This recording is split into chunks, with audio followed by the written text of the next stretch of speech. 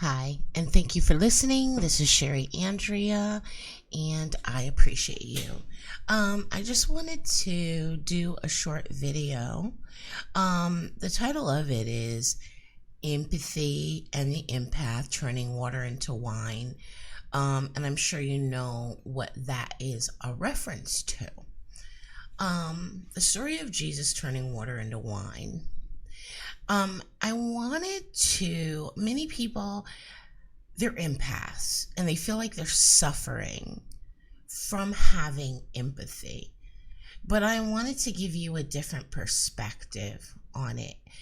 A perspective that maybe hopefully will explain to you more of what you've got going on, how it works, and what sometimes that empathy can actually create. It's not just about the negative. It's not just about suffering from being an empath. Actually, it can be an ability that can lead to wonderful things. First of all, if you're looking for me, you can find me at sherryspeaks.com, where you'll find 80 plus attunements, and starting at $2.50 and up, and also my certificate creator, which I'm very proud of. Yes, coded it myself, programmed it myself. So it's not a plugin or anything like that. So some of you will test it out and you'll hit it over and over and over again and create, you know what I mean, up until that point where it creates that proof, because you're trying to figure out, okay, where did she get this from? How does this work? Because some of you want it for your own website. No, I created it myself from scratch using my programming skills, because as some of you know, that's what I used to do. I was an IT specialist. That's what I went to school for, computer science, where I learned many programming languages, and then I'm self-taught in many programming languages.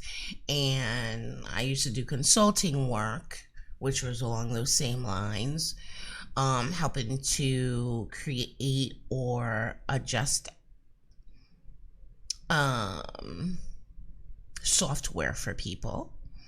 So that's my thing. That's what I'm, that's my thing. That's what I'm good at. And that's why I love working on my own website and everything. I love working on my own. Oh, I'm sorry. I love working on my own website. And I don't know. Many of us are that creator type person where we love creating things either with our hands or even with our minds. And yeah, that's me.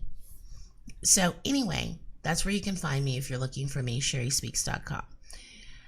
Don't forget to subscribe and also donate. Remember, even donating $1, it makes a difference.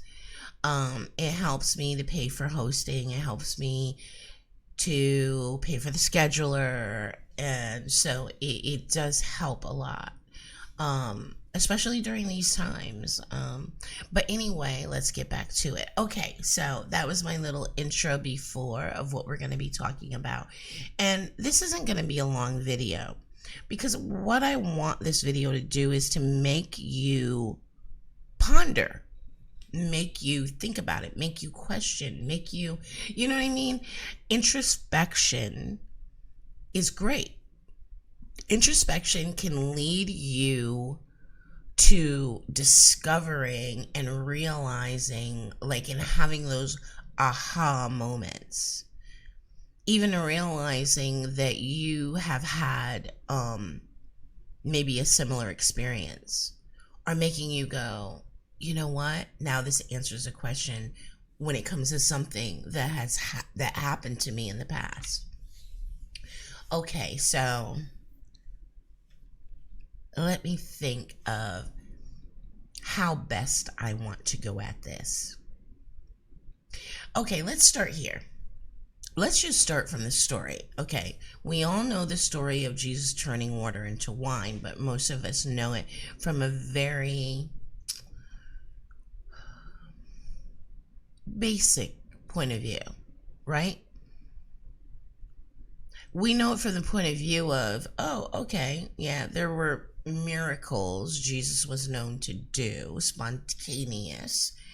And we think of Jesus turning water into wine. We think of Jesus raising Lazarus from the dead, etc., etc., etc. Okay, so, but most people, like, they've heard it. Like, they've like, yeah, I know the story. I'm like, but you know the story. Do you know how that all came about? Do you know how that came about based even on the time when this happened? Okay, so let me take a step back. Back then, okay, you know how some people will be like, oh, you're doing candles and that's ritualistic and that's a no-no. Or somebody is just like, oh, I want to do candle work like they used to do in the past. Look, they weren't doing candle work. They had no electricity. They were using candles. How else were they gonna fucking see? It's that simple. But here's the thing.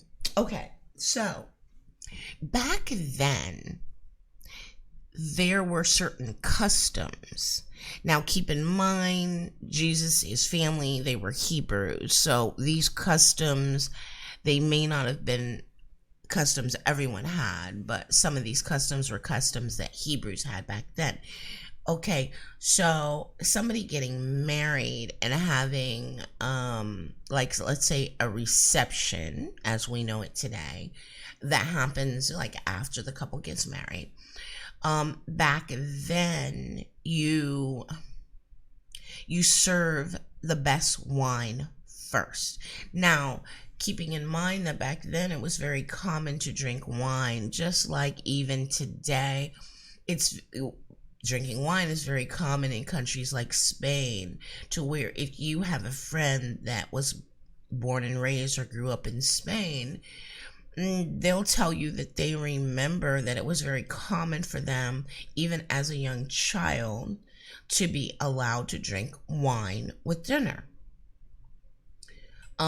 Yeah, we don't do that in the United States during this day and age, but that was actually very common.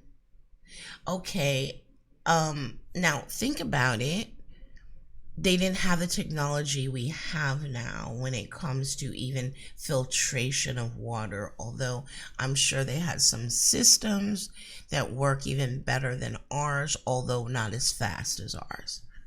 Okay, so it was the custom back then when you had something going on like a wedding reception that you would serve the best wine first, and as the wine was being drank up and you had to break out more and more wine, you were going down in quality.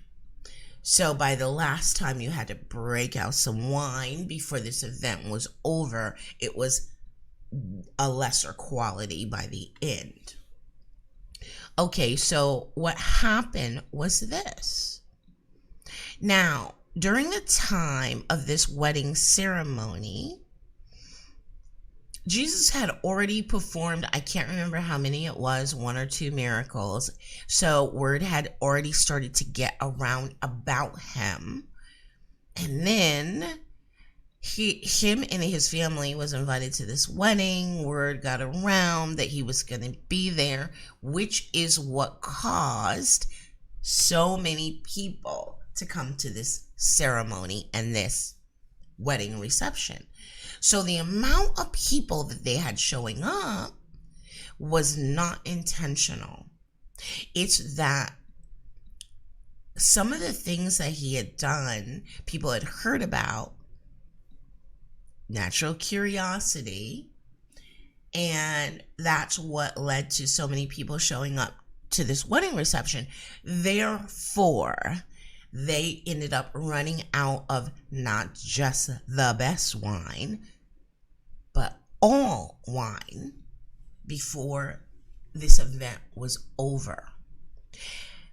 His mother at one point came to him and, like, kind of brought the problem to him. Like, oh, They don't know what they're going to do. They've run out of wine completely. Not just the good stuff. They've run out of all wine. And it was obvious to him that she was coming to him and wanting him to do something, because even she was in on this whole, everybody having heard about the things that he had done, the miraculous things he had done. She's now even jumping on the bandwagon and coming to him like, can you help them? You need to do something. And he was a little frustrated with that. Why? Simple. He wasn't trying to be known for being Chris Angel mind freak. He wanted people to listen to his teachings. So he was a little frustrated. Here is this following that's only interested in me putting on a show, doing miraculous things and putting on a show. And that's not what he wanted to do. That wasn't his intention. He wasn't trying to put on a show for anyone. He wanted people to listen to his teachings. He wanted people to listen to his teachings and to change their ways because of what he was teaching them. So he got frustrated with his mother. And you know how sometimes we can get frustrated with people and we can kind of try to push them aside or say a little bit of this and that. And if it's somebody that's close to us, that we care about and that cares about us, that suddenly get hit by that. Because that happened to me one time. I'll tell you the story of that in a minute. But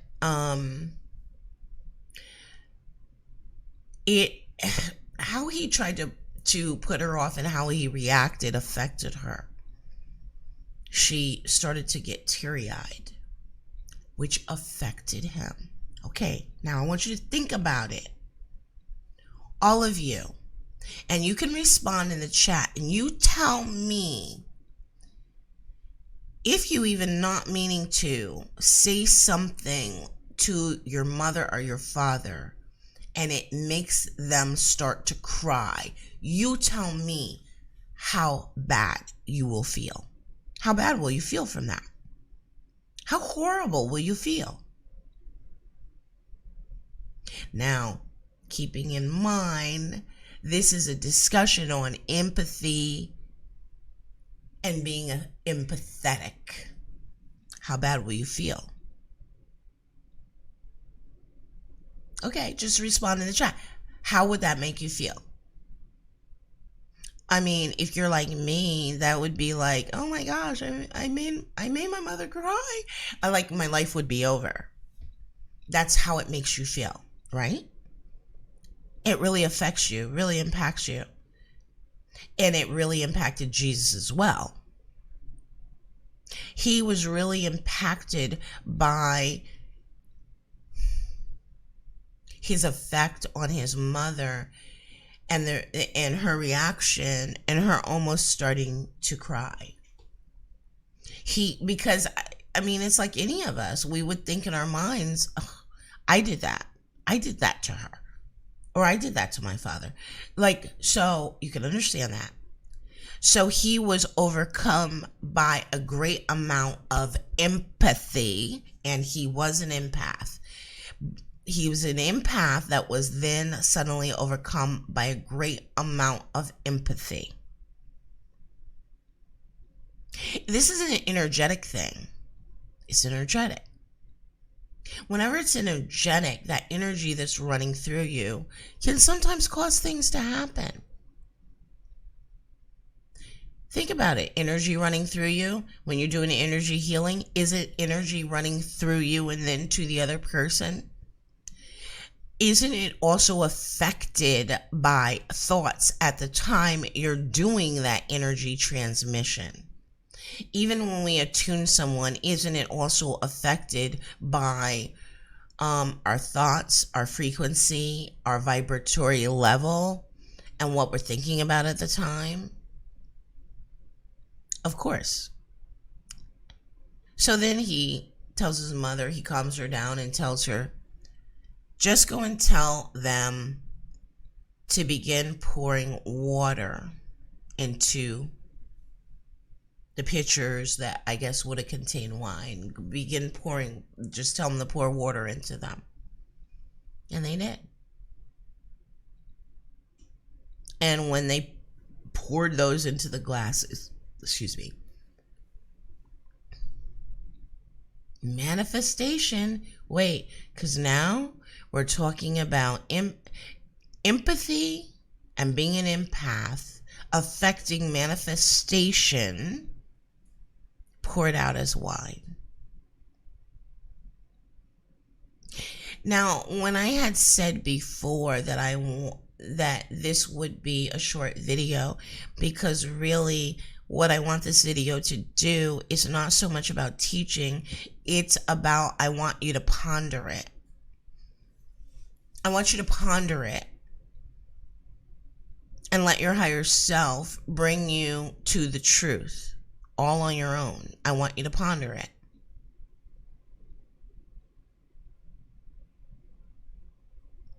But we've got a few key things here. We've got manifestation. We've got a connection to someone. It's a connection to a person that you have a strong tie to. So empathy doesn't play out and doesn't affect you maybe the same way when you're dealing with a stranger as it would when you're dealing with somebody closer, like sibling, parents, cousin, best friend versus stranger. His mother was not a stranger to him. She was the one that was bringing him the issue. She was the one that was saying, hey, is there anything that you can do? Because just like everybody else, she was sucked in too. She heard about the things he had done. That was her son. She may not have understood it from the point and the aspect that he would have wished she would have understood it from. He wanted everyone to understand what he was doing from that spiritual aspect, not from the I'm Chris Angel mind freak and I'm here to entertain you. But see, she didn't really understand who he was and what he was attempting to do, what his goal was, any more than anyone else.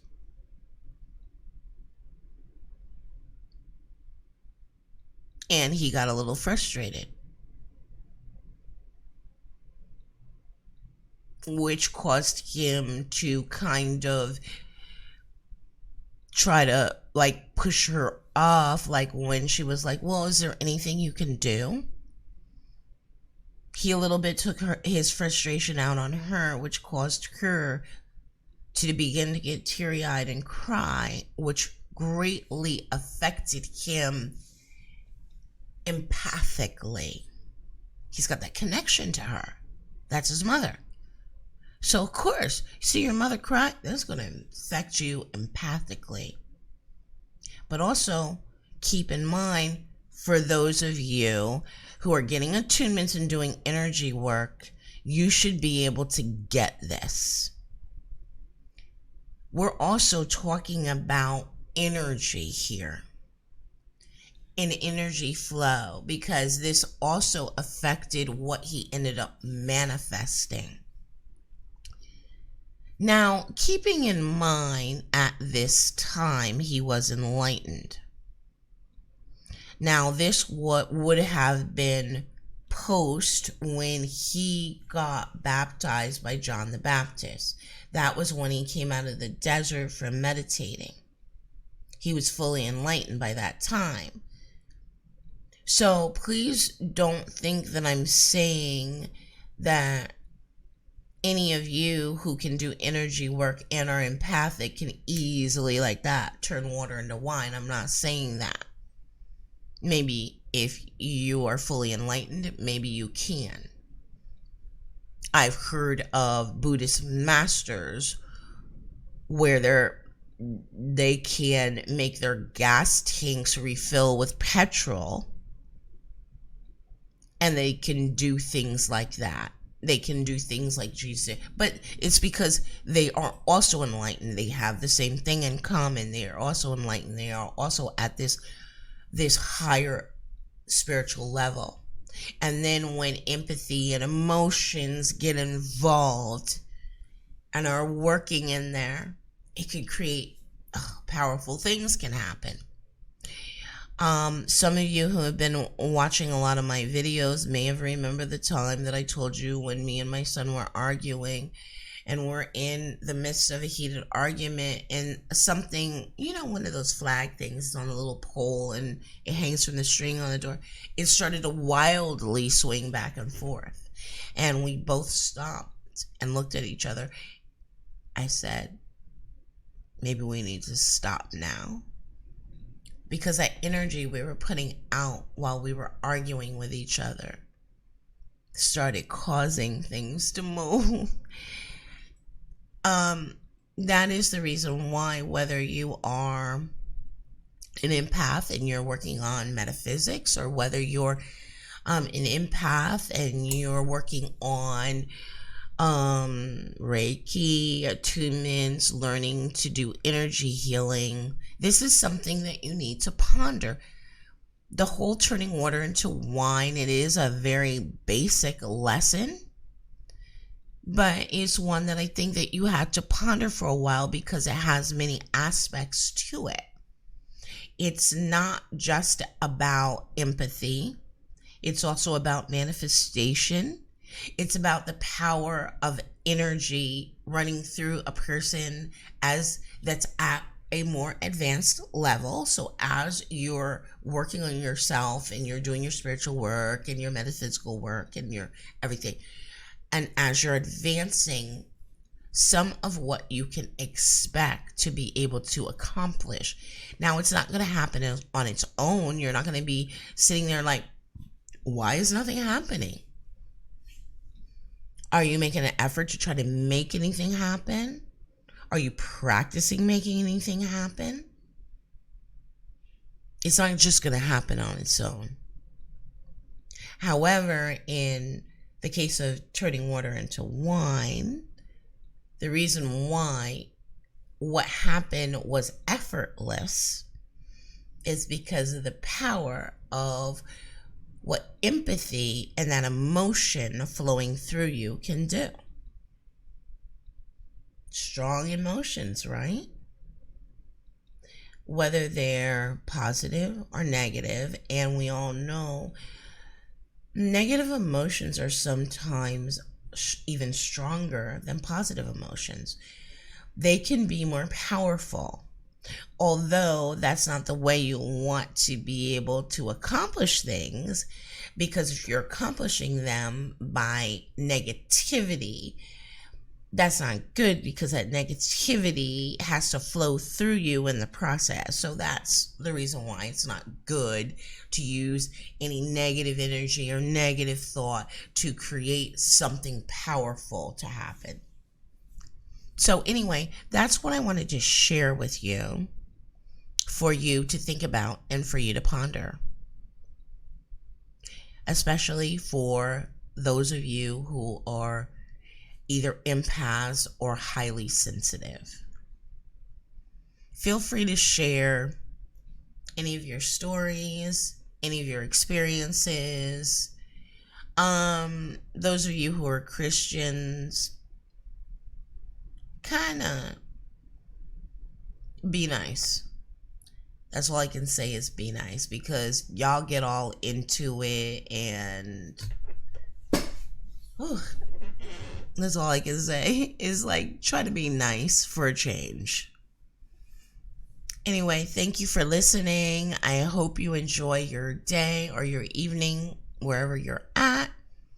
I appreciate you. Don't forget to subscribe, like, share, and donate at sherryspeaks.com if you can. Thank you. Namaste.